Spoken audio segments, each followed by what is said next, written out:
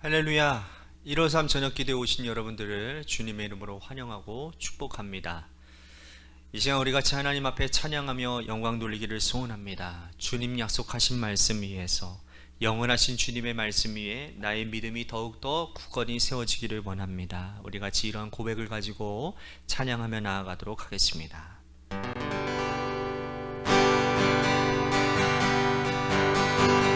주님 약속하신 말씀 위에서 영원토록 주를 찬송하리라. 소리 높여 주께 영광 돌리며 약속 믿고 굳게 서리라. 굳게 서리, 영원하신 말씀 위에 굳게 서리. 굳게 서리, 그 말씀 위에 굳게 서리라. 주님 약속하신 말씀 위에서 세상 염려 내게 엄습할 때에 용감하게 힘써 싸워 이기며 약속 믿고 굳게 서리라. 굳게 서리, 영원하신 말씀 위에 굳게 서리. 굳게 서리, 그 말씀 위에 굳게 서리라. 주님 약속하신 말씀 위에서 영원하신 주의 사랑이 믿고 성령으로 힘써 싸워 이기며 약속 믿고 굳게 서리라. 굳게 서리, 영원하신 말씀 위에 굳게 서리. 굳게 서리, 그 말씀 위에 굳게 서리라. 주님 약속하신 말씀 위에서 성령 인도하는 대로 행하며 주님 품에 항상 안식 얻으며 약속 믿고 굳게 서리라. 굳게 서리, 영원하신 말씀 위에 굳게 서리. 굳게 서리, 그 말씀 위에 굳게 서리라. 굳게 서리. 굳게 서리, 영원하신 말씀 위에 굳게 서리. 굳게 서리, 그 말씀 위에 굳게 서리라.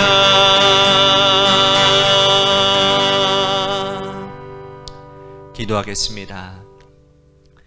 할렐루야. 사랑이 많으신 주님, 은혜와 사랑에 감사를 드립니다. 오늘도 하나님의 말씀 앞에 솔직하게 나를 비춰보며 하나님, 주님의 말씀이 때로는 나에게 찔림 가운데 다가올 때에 그 찔림이 우리에게 새로움의 시작임을 하나님 알리는 주님의 메시지인 줄로 믿고 오늘 주님의 말씀에 빗대어 나의 삶을 되짚어보고 그 말씀으로 우리를 새롭게 하며 영에 속한 자답게 하나님 살겠습니다 라고 믿음으로 결단하는 귀한 은혜의 이 시간이 되도록 인도해 주옵소서. 오늘 이 저녁 시간에도 우리들이 여러 가지 제목을 가지고 중보기도하며 또한 나의 기도를 주님 앞에 올려드립니다.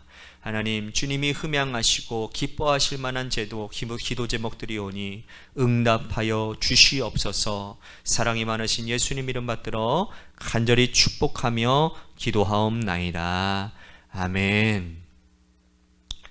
오늘 이 저녁 시간에 하나님이 우리에게 주신 말씀 봅니다. 사도행전 17장 10절에서 14절 말씀까지 보겠습니다. 사도행전 17장 10절에서 14절 말씀입니다. 우리 같이 한 목소리로 다 함께 봉독하겠습니다. 다 같이 읽겠습니다. 시작. 밤에 형제들이 곧 바울과 실라를 베레아로 보내니 그들이 이르러 유대인의 회당에 들어가니라. 베레아에 있는 사람들은 데살로니가에 있는 사람들보다 더 너그러워서 간절한 마음으로 말씀을 받고 이것이 그러한가 하여 날마다 성경을 상고하므로 그 중에 믿는 사람이 많고 또 헬라의 기부인과 남자가 적지 아니하나 데살로니가에 있는 유대인들은 바울이 하나님의 말씀을 베레아에서도 전하는 줄을 알고 거기도 가서 무리를 움직여 소동하게 하거늘 형제들이 곧 바울을 내보내어 바다까지 가게 하되 실라와 디모데는 아직 거기 머물더라. 아멘. 오늘 이 저녁 시간에도 하나님의 은혜를 사모하셔서 이제 나오신 여러분들에게 하나님의 신령한 은혜와 축복이 함께 하시기를 바라겠습니다. 오늘 본문이 있는 사도행전 17장은 사도 바울이 제2차 선교 여행을 떠나는 중에 데살로니가에서 복음을 전하는 내용이 나오고 있습니다. 그때 이 데살로니가 교인들이 얼마나 하나님의 말씀을 잘 받아들이고 또 믿음이 좋고 또 교회 안에 사랑이 많았던지 그렇게 열심일 수가 없는 교회였다고 합니다.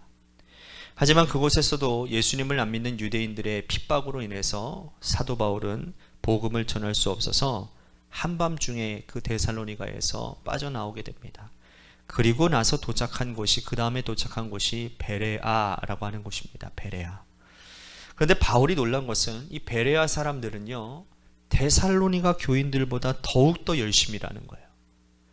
야, 특히 11절 말씀해 보니까 너그럽다 그랬어요. 더 너그럽다.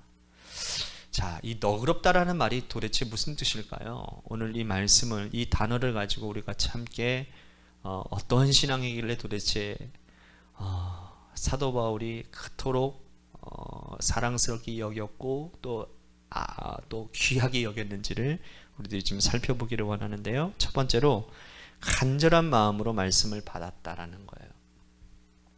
11절 상반절 말씀해 보면 베레아 사람은 데살로니가에 있는 사람보다 더 신사적이어서 그랬어요.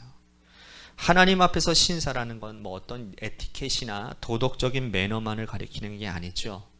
진리의 말씀에 대해 열망하는 순수한 마음이 있었다라는 의미입니다. 베드로전서 2장 2절에 갓난아이들 같이 순전하고 신령한 젖을 사모하라 그랬어요. 여러분, 갓난아이가 젖 달라고 엄마한테 막 떼쓰지 않습니까? 그리고는 갓난아이들이 이 젖을 빨아먹는데 여러분, 그 힘이 얼마나 놀라운지 몰라요. 얼마나 힘이 센지 그만큼 간절하게 먹는다라는 거예요. 그만큼 참 본능이 대단하다라는 것을 느낍니다. 이처럼 하나님의 말씀을 사모하는 순수한 그 마음을 가져야 되는 거예요. 그러나 반대로 마음이 달아질 대로 달아서 어떤 말씀도 전혀 들어가지 않는 반들반들한 길밭과 같은 딱딱한 그러한 마음밭엔 여러분, 아무리 좋은 주님의 말씀이 들어가도 소용이 없습니다. 그래서 시편 기자는 이러한 사람들을 향해서 이러한 경고를 합니다. 시편 32편 9절 말씀, 너희는 무지한 말이나 노새같이 되지 말지어다. 그것들은 재갈과 굴레로 단속하지 아니하면 너희에게 가까이 가지 아니한다 라고 말씀을 해요. 열심을 내지 않는 사람들에게는 하나님께서는 응답을 하시지 않는다라는 말씀입니다. 마음에 간절함이 없으면 예수님이 오셔서 설교해도 은혜를 받지 못합니다. 그러나 간절한 사람은 별거 아닌 것 같은데 은혜를 받아요. 간절함은 마음의 옥토 중에 최고의 옥토입니다. 그래서 호세아서 10장 12절에 보니까 너희의 묵은 땅을 기경하라. 지금이 곧 여호와를 찾을 때니 마침내 여호와께서 오사 공의를 비처럼 너희에게 내리시리라.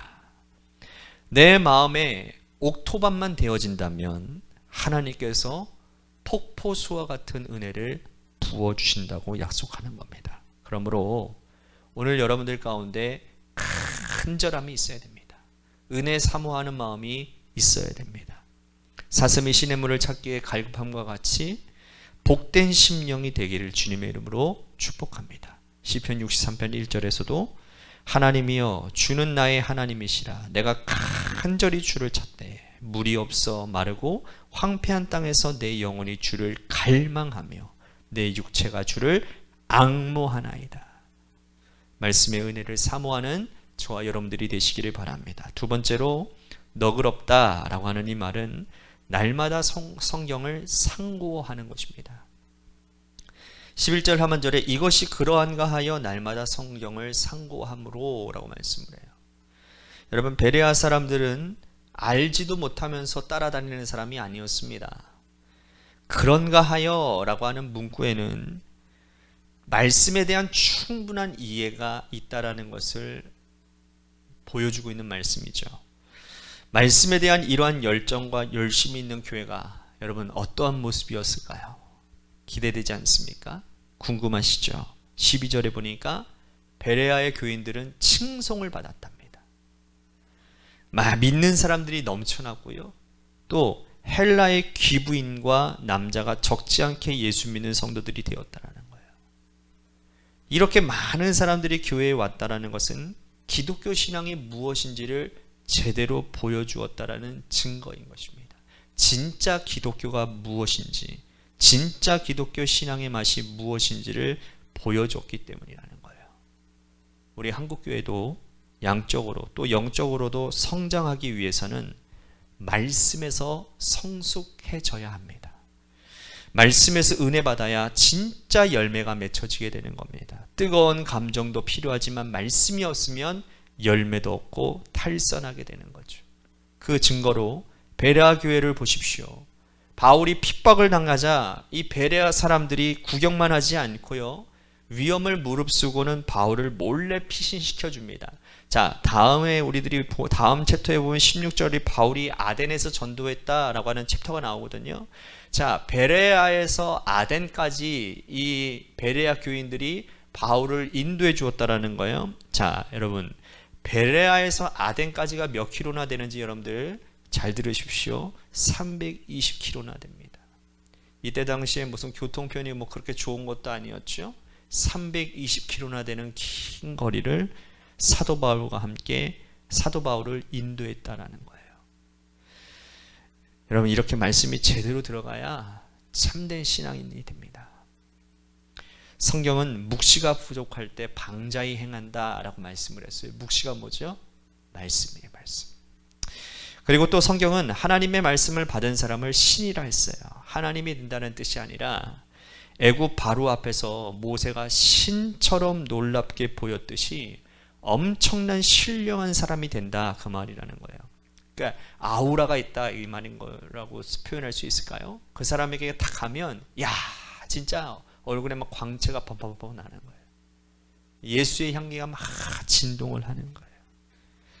여러분, 그러므로 성경 한 구절이라도 매일 여러분 100번씩만 외우며 기도해 보십시오. 그 말씀이 염려하지 말라라고 하는 말씀이라면 여러분 어떠한 염려도 며칠을 불과하고 확 날려버릴 수 있는 믿음의 유효 사거리 안에 들어오고 말 것입니다. 그리고 우리의 믿음이 상상할 수 없을 만큼 강화될 것입니다. 이 놀람은 물론이고 그리고 상상할 수 없이 귀히 쓰임받는 일꾼들이 될 것이라는 거죠. 사랑하는 성도 여러분, 베레아와 같이 신앙의 넉넉한 일꾼들이 되시기를 주님의 이름으로 축복합니다. 이제 코로나가 이제는 어느 정도 마무리가 되어져 가는 시기입니다.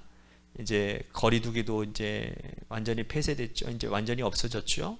그리고 이제 교회 안에서도 이제 식사가 가능해질 것 같습니다. 그러면서 이제 우리 교회도 이제는 대대적으로 많은 일들을 이제는 헌신할 영역들이 보이게 될 겁니다. 그렇다고 한다면 정말 우리들이 하나님의 일꾼으로서 주님의 교회를 섬기고 또한 주님을 섬겨야 될 것인데, 오늘 이 말씀처럼 우리 교회가 넉넉한 너그러운 일꾼들이 넘쳐나는 그러한 교회가 되게 하여 주시옵소서라고 우리 같이 오늘 말씀을 생각하며, 하나님, 내가 베레아와 같은 그러한 성도가 되기를 원합니다. 베레아 교회처럼 우리 관악교회도 그러한 교회가 되기를 원합니다. 그래서 하나님 앞에 귀하게 쓰임받는 교회가 되기를 원합니다. 이 시간 우리 교회와 나 자신을 비춰보며 오늘 말씀을 생각하며 기도했으면 좋겠습니다. 그리고 우리 같이 중보기도 하는 거 있죠. 김순환 권사님, 원로 사모님, 우리 박진희 사님 어머님을 위해서 여러분들 기도해 주시고, 마지막으로 여러분들의 삶의 자리와 여러분들의 자녀들을 위해서 기도하시다가 돌아가시기를 바랍니다. 우리 10분만 하나님 앞에 간절히 기도하며 나아가도록 하겠습니다. 기도하시겠습니다.